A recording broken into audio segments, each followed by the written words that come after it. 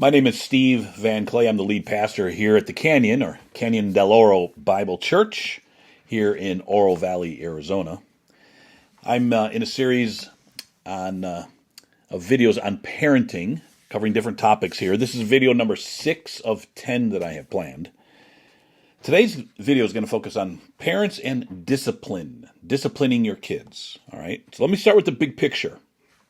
And the big picture really is just your role, your responsibility as a parent. All right, it's important we understand what the role of being a parent is.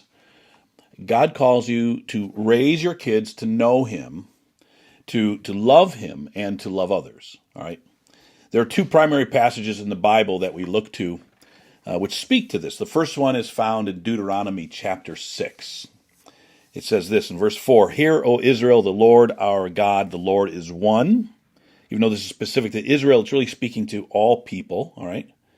"You shall love the Lord your God with all your heart, with all your soul, with all your might. And these words that I command you today shall be on your heart. You shall teach them diligently to your children, and shall talk of them when you sit in your house, when you walk by the way, when you lie down, when you rise." In other words, through all of life. In other words, you don't talk about God only at church kind of thing. It's not a segregated part of your life. It's something we do throughout all of our life. We pass this on in the normal workings of life. The second passage is found in Matthew 22, and it's Jesus speaking. This passage is also found, the parallels are found both in Mark and Luke also. It's called the Great Commandment, all right? Matthew 22, verse 37. "You shall love the Lord your God with all your heart, with all your soul, with all your mind. This is the great and first commandment, and a second is like it. You shall love your neighbor as yourself." So the way to teach your kids about God and how to love God and love others is as Deuteronomy 6 details, right? In everyday life, the normal functions and operations of daily life. Jesus tells us the end product there is that we'll love God and love our neighbor or love other people, right? In our modern 2026 American culture, there are some who believe that parents should not hold any authoritative role over their children, that a parent should simply befriend their children, set a good example, and encourage them and not discipline them. Listen, this is a very foolish outlook or philosophy of parenting.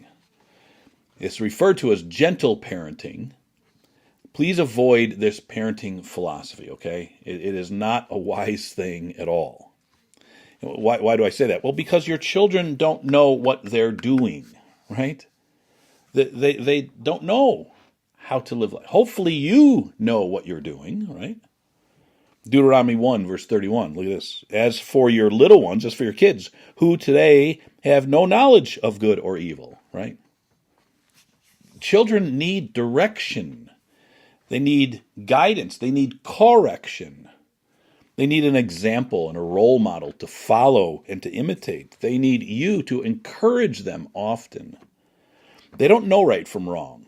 They don't know good from bad naturally. They don't know how to control their emotions or how to gain wisdom. Before we talk about discipline, I need to address the idea that some people have that any kind of discipline is abusive. This is what popular psychology has promoted for the last few decades, right? So you tell me, has our society improved with this viewpoint as the popular parenting philosophy and practice, that we shouldn't discipline, that it's abusive? I would say no, it hasn't produced good results, right? On the other side of the spectrum are parents who believe that discipline must be very harsh and painful. And that goes too far, right? Here's what one writer said, and I believe this can help us find a good, healthy balance. Quote, "Whatever discipline method you employ, it must be uncomfortable for your child. To clarify, this does not allow for abuse of any kind for a parent to get their anger out on their child. Discipline is for a child's good, not a parent's anger or to vent their anger. If you're angry or frustrated, you should wait until you can calm down before correcting your child." Okay, just wanted to set a little bit of a disclaimer there, or maybe a good basis to then talk about discipline. So here, parents must discipline their kids. Now, discipline does not always mean physical discipline. However, appropriate physical discipline is one of the tools parents can use when raising their kids. One of the Bible passages used to endorse physical discipline is Proverbs 13. Verse 24 says, "Whoever spares the rod hates his son, but he who loves him is diligent to discipline him." Now, this verse is not a license or encouragement to abusive physical discipline. Notice in that verse, love is the key driving force for the parent here. Now the Bible has many, many passages that speak about disciplining our kids or give guidance in this area. One of the primary verses, and then we're not going to look at all of them, but one of the primary verses is found in Paul's letter to the church in Ephesus. In Ephesians chapter 6, verse 1 says, "Children, obey your parents in the Lord, for this is right." So that's what kids are responsible for. "And honor your mother and father," the second thing they're responsible for. Why? "This is the first commandment with a promise, that it may go well with you, and that you may live long in the land." Then here's the instruction to fathers, primarily here. "Fathers, do not provoke your children to anger, but bring them up in the discipline and instruction of the Lord." Now, in this video, I'm not going to lay out details of how you should discipline. I'm not going to get into the spanking debate or the timeout debate. As parents, our kids are in their late 20s. We use both of those. And we use them differently for each of our kids. What I do want to give is just some key principles, a general philosophy, if you will, on disciplining your kids. And you and your spouse can work out the details and the specific ways you will discipline your kids. The first thing I want to share is parental consistency. No matter how you discipline, be consistent in it.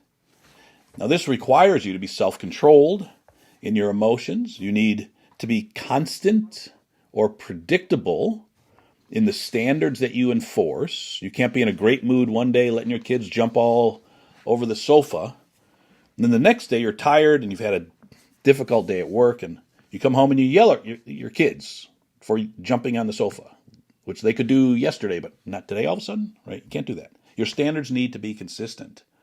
Your discipline needs to be consistent.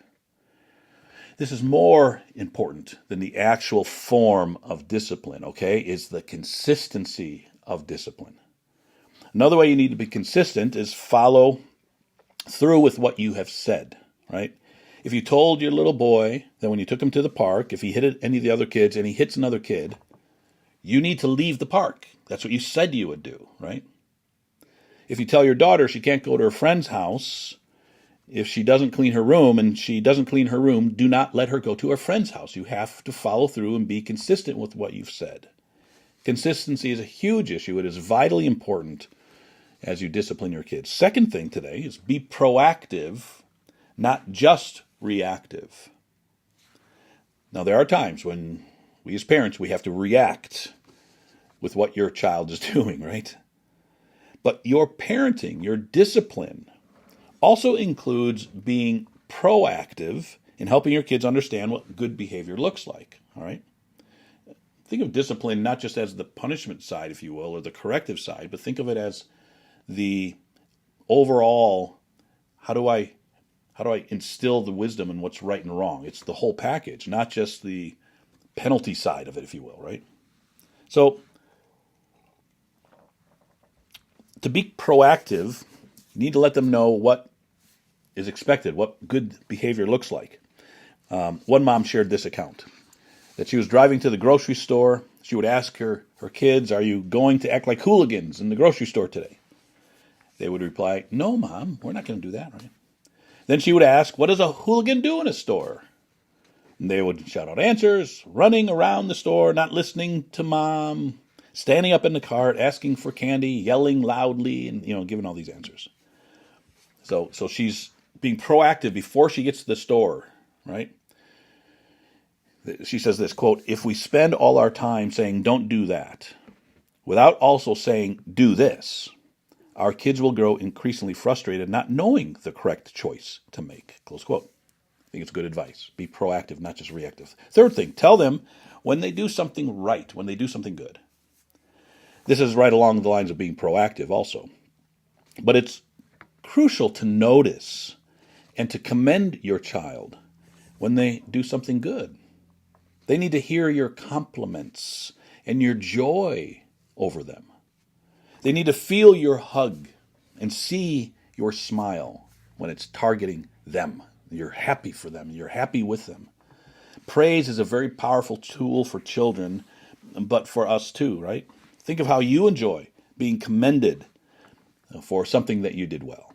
Your child needs that a whole lot more than you do, right? So just understand how important that positive encouragement is when they do something good. Fourth, pray for them, knowing that God loves them. Take comfort and joy, mom and dad. Your child will not stay the same as they are today. They will grow and change. They're in process. Now, our prayers for them are important. It helps us to keep a larger perspective, it helps prevent us from focusing only on the moment. It'll also remind us that we need to guide our kids spiritually, not just with polite manners and public decency, but with spiritual things. Knowing that God has a plan for them, He loves them more than we do, and they will grow and be transformed by Him. Trust that God is working in them, especially if you follow through with Deuteronomy 6 and Matthew 22. If that's the bedrock, what we started with here today, that's the great foundation, and build on that. Now, I could go on and on. It's a massive topic, disciplining our kids. I want to leave you with this verse from Hebrews 12. It says this: "For the moment, all discipline seems painful rather than pleasant." And that's true, right? "But later it yields the peaceful fruit of righteousness to those who have been trained by it." Disciplining your kids can be very difficult, especially if you have had a bad experience yourself with parents who didn't discipline you in a godly manner at all. But know the promise of that verse. Look at it. "But later it yields the peaceful fruit of righteousness to those who have been trained by it." Is that what you want for your kids? Isn't that what our society needs? Families who are intact, raising their kids to know the Lord, to love the Lord, and to love their neighbors. I think it offers a lot. That would benefit our society tremendously. Here's some of the sources I used in kind of some of this preparation for this video. You can check those out on your own. I would encourage that. In our video next week, here's what I'm going to cover. Parents, breaking dysfunctional patterns, like I talked about right there at the end. If you were raised and you had parents that did not raise you in a godly manner and had some really hurtful or abusive things, next week I'm going to talk about how do we break that cycle, okay? Thanks for taking a few minutes to connect here with me on today's Connect video. Hope you can join us this coming Sunday. We'll continue in our series, Navigating Chaos. We'll be in Acts chapter 28. We're going to cover the first 16 verses. There's 2 more sermons in this series before we enter the Easter season. The title today, this coming Sunday, is going to be something maybe about the power of God, or I'm working on the title still, so we'll get there. Live stream, if you can't be here in person, maybe you're watching this video and you're out of town from the Tucson area, you can watch the live stream of our services, and I invite you to do that. You can check out, there's always a link on our website that you can click on. It'll take you to then our YouTube channel, or go straight to our YouTube channel. Go to YouTube, search out Canyon del Oro Bible Church, click on our logo, subscribe, and join us for the live stream. I pray and think that you'll be blessed by it. Thanks again for watching. I pray you have a great week, and I pray that you are a blessing to everyone you meet. Bye-bye.